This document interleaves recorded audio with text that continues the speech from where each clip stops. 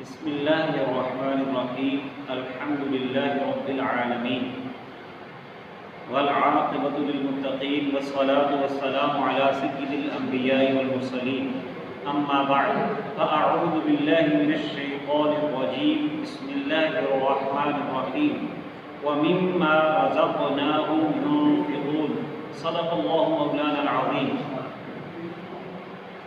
معزز حاضرین، آج ہم صدقہ فطر کے حوالے سے کچھ بیان کرنے کی سعادت حاصل کریں گے۔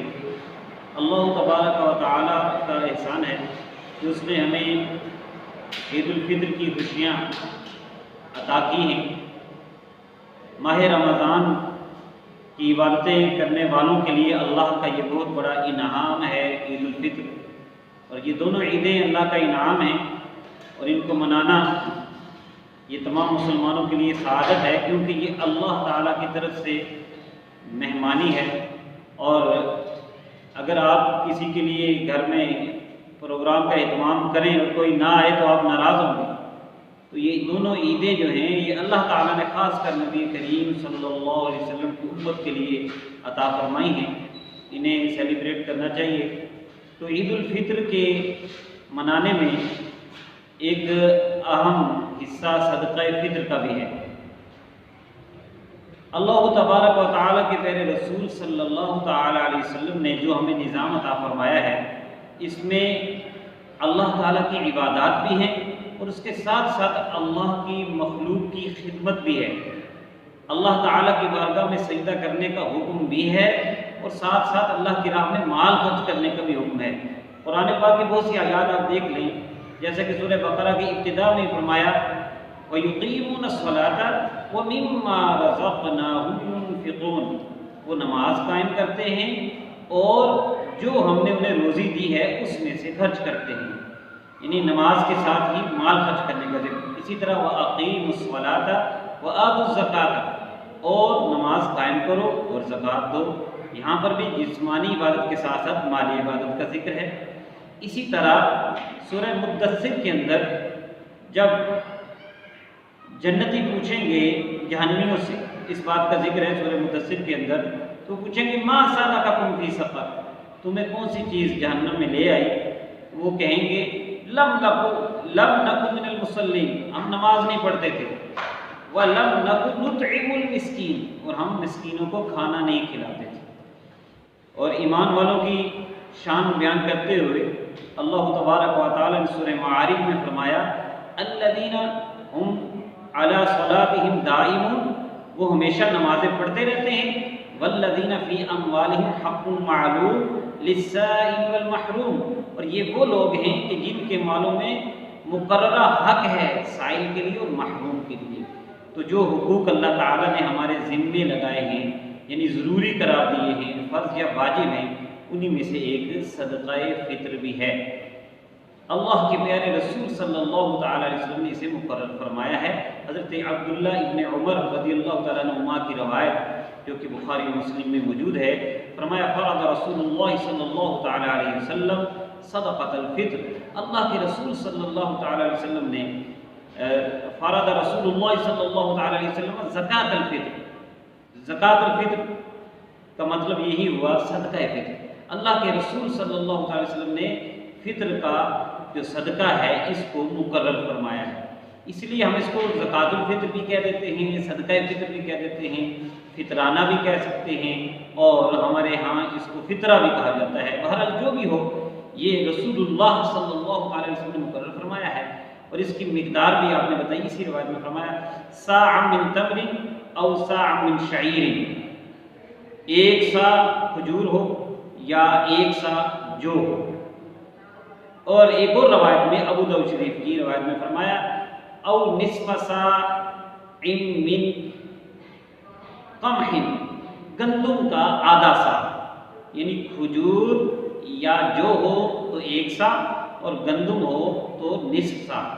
ان کی مقدار ہمارے ہاں جو تولنے کے آلے ہیں اس کے حوالے سے جو گندم ہے نصف سا، یہ 1.920 کلو گرام، یعنی تقریباً 2 کلو گرام گندم بنتی ہے، اور اسی طرح جو کھجور اور جو کا نصاب ہے وہ تقریباً 4 کلو گرام بنتا ہے۔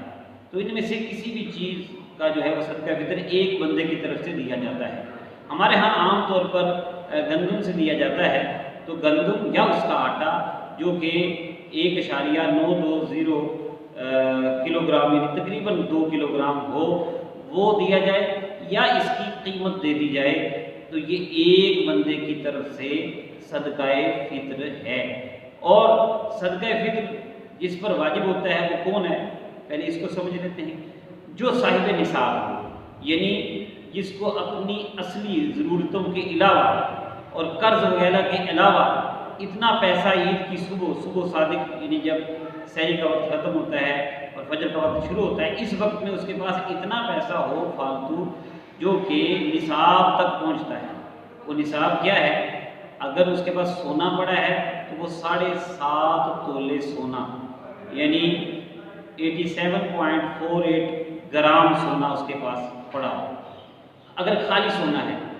اور اگر سونے کے علاوہ چاندی ہے یا روپے ہیں یا کوئی اور مال ہے، چاہے وہ مال تجارت ہے یا نہیں، چاہے وہ مال بڑھنے والا ہے یا نہیں، بہرحال اس مال کی کچھ نہ کچھ قیمت ہے اور وہ عید کی صبح اس کے پاس موجود تھا، تو اب اس کا نصاب کیا ہے؟ 52.5 تولے چاندی۔ 52.5 تولے چاندی یعنی 612.36 گرام چاندی جو ہے اس کی قیمت کو پہنچتا ہے، تو پھر اس پر صدقہ فطر واجب ہوتا ہے۔ اب ہمارے ہاں چونکہ چاندی سستی ہے، اسی سے نصاب لگایا جاتا ہے۔ اگر تو فقط سونا ہے تو پھر صرف دیکھا جائے گا 7.5 تولے سونا ہوگا تو واجب ہوگا، لیکن اگر باقی مال ہے، چاہے چاندی ہے چاہے اور پیسے وغیرہ ہیں، تو پھر 52.5 تولے چاندی کی قیمت وہ تقریباً آج کل 50,000 کے قریب پہنچی ہوئی ہے۔ اتنا مال کسی کے پاس فالتو ہے، اب اس کو صدقہ فطر دینا ہے۔ کس کس کی طرف سے دینا ہے؟ وہ اپنی طرف سے اور اپنے نابالغ بچوں کی طرف سے دے گا۔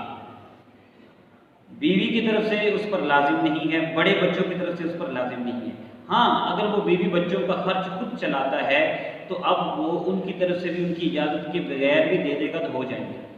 ہاں اگر بچے اس کے علیحدہ ہیں، ان کا خرچ علیحدہ ہے، بیوی کا خرچ علیحدہ ہے، تو اب اگر وہ ان کی طرف سے دے گا اور اجازت نہیں لے گا تو ادا نہیں ہوگا۔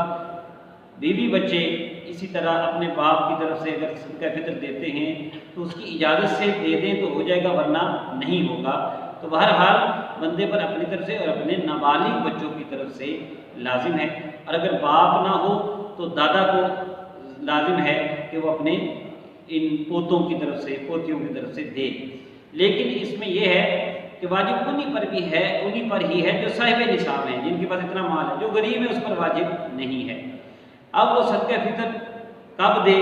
تو اسی حدیث شریف میں نبی پاک صلی اللہ علیہ وسلم نے فرمایا امر بہا، نبی پاک صلی اللہ علیہ وسلم نے حکم دیا ان تؤدى قبل خروج الناس الى الصلاة، لوگ نماز کی طرف جائیں اس سے پہلے صدقہ فطر ادا کر دینا چاہیے، یعنی عید کی نماز پڑھنے سے پہلے۔ بلکہ علماء فرماتے ہیں کہ اگر ماہ رمضان میں آپ دے دیں یا ایڈوانس اس سے بھی پہلے دے دیں تب بھی ادا ہو جائے گا، اور اگر عید کی نماز گزر گئی نہیں دیا تب بھی لازم رہے گا۔ ساری زندگی نہیں دے گا تو اس وقت اگر اس کے پاس مال تھا، عید کے صبح کے وقت اس کے پاس مال تھا، تو اب اس کو زندگی میں کبھی بھی جب بھی دے گا ادا ہوگا، اور اگر نہیں دے گا تو اس کے ذمہ رہے گا، اس لیے اس کو دینا ضروری ہے صدقہ فطر۔ ایک مسئلہ یہ ہے کہ بچہ اگر صبح صادق سے پہلے گھر میں پیدا ہو گیا اس کی طرف سے دیں گے، اور جو بچہ عید کی صبح کے بعد پیدا ہوا ہے اس کی طرف سے واجب نہیں ہے۔ یہ لوگوں میں ایک غلط مشہور ہے کہ ہمارے گھر میں کوئی مہمان آ گیا تو ہم اس کی طرف سے بھی دیں گے، ایسا مسئلہ نہیں ہے۔ ہر کوئی اپنے معاملات کا خود ذمہ دار ہوگا اور وہ خود اپنا صدقہ فطر دے گا۔ اسی طرح صدقہ فطر دینا کس کو ہے؟ تو جو لوگ اس مال کے مالک نہیں، جس کا ہم نے ذکر کیا، جتنے مال کا ہم نے ذکر کیا نا، اتنے کے جو لوگ مالک نہیں ہیں یا محتاج ہیں، ضرورت مند ہیں، یا پیسہ تو ہے لیکن قرضہ بہت ہے، تو ان لوگوں کو، ان مستحقین کو آپ اپنی خوشیوں میں شامل کرنے کے لیے صدقہ فطر دیں گے۔ اور صدقہ فطر کی حکمت بھی یہی ہے، ہمارے پیارے آقا علیہ السلام نے کیوں مقرر کیا؟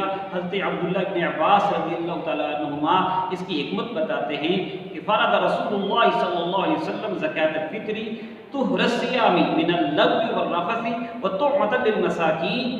ابو داؤد شریف کی یہ روایت ہے، فرمایا اللہ کے رسول صلی اللہ علیہ وسلم نے زکوٰۃ فطر یعنی صدقہ فطر مقرر کیا تاکہ روزے کے اندر جو بیہودہ اور فضول باتیں ہو گئی ہیں اس سے روزہ پاک ہو جائے اور مسکینوں کے لیے کھانے کا اہتمام ہو جائے۔ یعنی دو مقصد، ایک تو ہمارا اپنا روزہ صاف ہو جائے گا، روزے کے اندر ہم سے کوئی غلط باتیں، کوئی زبان سے ایسی بات نکل گئی جس سے روزے میں کمی آ گئی تو وہ دور ہو جائے گی، اور دوسرا یہ ہے کہ مسکینوں کے لیے وہ خوشیوں میں ہم شامل کریں گے، اور حقیقی خوشی ہوتی یہی ہے کہ جب آپ محتاجوں کو، ضرورت مندوں کو اپنی خوشی میں شامل کریں۔ اس سے ایک مسئلہ یہ نہ ذہن میں آئے کہ جو روزے نہیں رکھتے ان پر صدقہ فطر واجب نہیں، کسی وجہ سے اگر کوئی روزہ نہیں رکھ رہا، اپنی کسی مجبوری کی وجہ سے، یا مجبوری نہیں بھی ہے تو وہ روزے چھوڑ دیتا ہے، تب بھی اس پر صدقہ فطر دینا ضروری ہے۔ اور دوسرا یہ جو نبی پاک نے فرمایا نا روزے کی صفائی، ایک اور روایت میں یہ آتا ہے کہ روزے زمین اور آسمان کے درمیان معلق رہتے ہیں جب تک کہ صدقہ فطر ادا نہیں کیا جاتا۔ تو یہ ایک بڑا حسین انداز ہے عید منانے کا کہ ہم خود بھی خوشیاں منائیں اور غریبوں کو بھی اس میں شامل کریں۔